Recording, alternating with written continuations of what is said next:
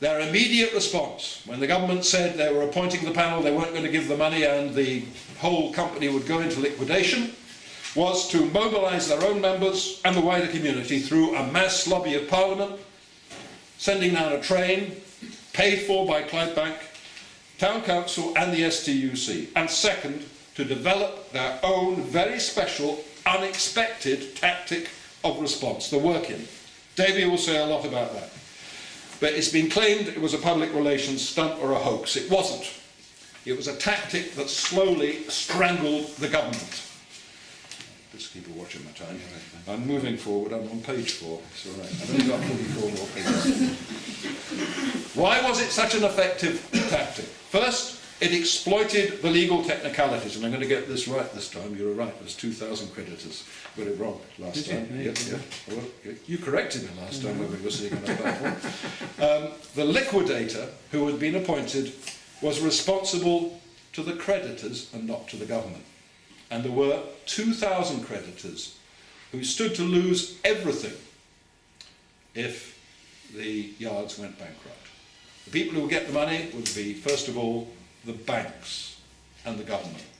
And the ordinary creditors, the people who supplied the refrigeration systems, the steerage systems, the engine systems, they would get nothing, effectively, if the yard went bankrupt. And they'd obviously lose all future business. And the ship owners also stood to lose the credit they'd advanced.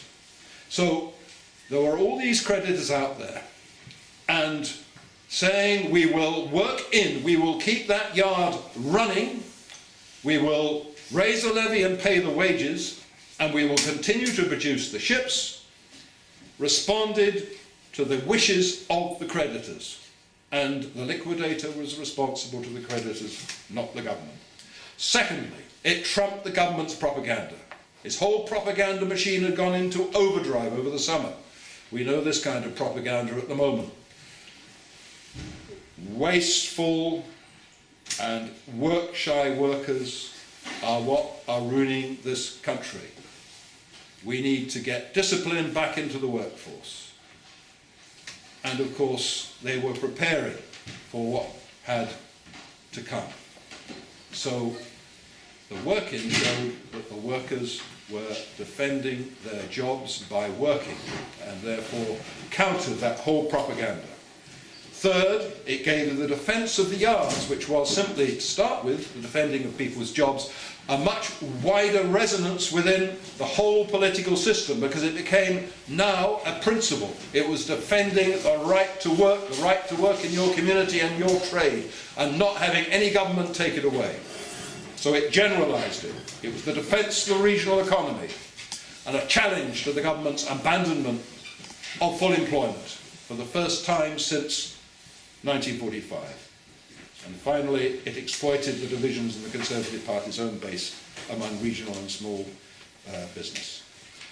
It was announced publicly on the 15th of June, and as a tactic agreed by the shop stewards, and the moment the government announced the expert report and its conclusions, and that it was going to try and impose them, the work-in went into effect on the 30th of June. Now, actually, all the government records have now been opened. We know what was happening behind the scenes. It's immensely revealing. Originally, they intended just to have one yard staying open. But the expert report, probably because of the scale of the demonstrations, recommended two. Look at the preliminary discussions before Cabinet, and what do they say?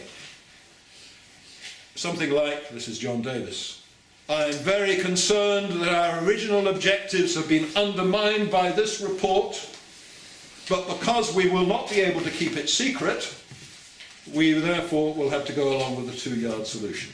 But of course, that was designed itself to split the workforce and to enable Mr. Mugabe to say, well, I've got a solution, it's 2 yards, we'll do something for the other workers, we'll set up some kind of enterprise zone, but we've got 2 yards.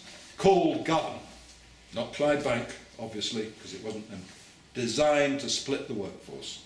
Very clever tactic. But the moment it was announced, the workers took over all 4 yards. and wouldn't let the new management in. And David will talk more about that. This work-in was maintained for 15 months until total capitulation by the government. It had to, in the end, guarantee the future of all 4 yards and put in £32 million. The original amount of money that was needed was something like 4 to 5 million. That was what was asked. So they had to pay out 6 times as much. It's roughly the equivalent now of £1 billion. And we know why they had to do it. We now know from the opening of the government papers what it was that decided them to make that historic U-turn. It came at the end of September, and it was a report by the Central Policy Review staff chaired by Lord Rothschild. It looked at what the government had done over the first year of being in power. It said it had made some progress. It had passed the Industrial Relations Act that would have fettered the trade union movement.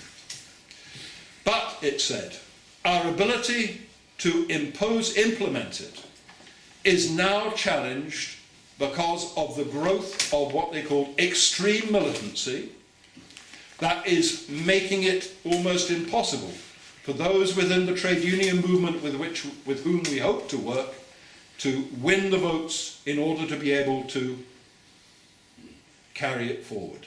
And they instance the origins of this extreme militancy as the UCS situation, and also the fact that the government was increasingly seen to be callous and unfeeling towards workers. I'm sure they'd had their people out asking people what they think of the Conservative government. Yeah, going back, of course, they thought they were doing everybody a good turn, naturally enough, by closing down the UCS. So that was what the conclusion was, and that the government better look at its tactics in order to save its overall strategy, and that was enforcing the Industrial Relations Act. That was a document that went to the Cabinet, I think, about the 28th of September. And on the 29th, 30th of September, they started to give messages to the managing director of the Quisling company that was trying to run Govan Shipyard from a cupboard somewhere in a hotel in Glasgow. They could start negotiating about the 3rd yard. That's the U-turn. And, of course, the shop stewards didn't accept that. They said, we want 4 yards, and they went on with the work-in for another 15 months. But that was the key turning point. And I just want to really make 6 points about how, have I got the time? 6 points about how that U-turn changed the course of history.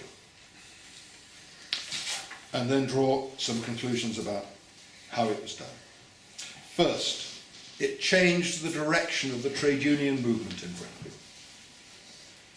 Up to the summer of 1971, although there had been some opposition to the Industrial Relations Bill as it was, it had run out of steam. And the Liaison Committee for the Defence of Trade Unions had actually had to call off a series of strikes scheduled for May. Then, in the summer, you have the eruption of UCS. They've taken over the yards. First, the Scottish Labour Party and Scottish trade union executives have to come in on board, and they have to join the demonstrations.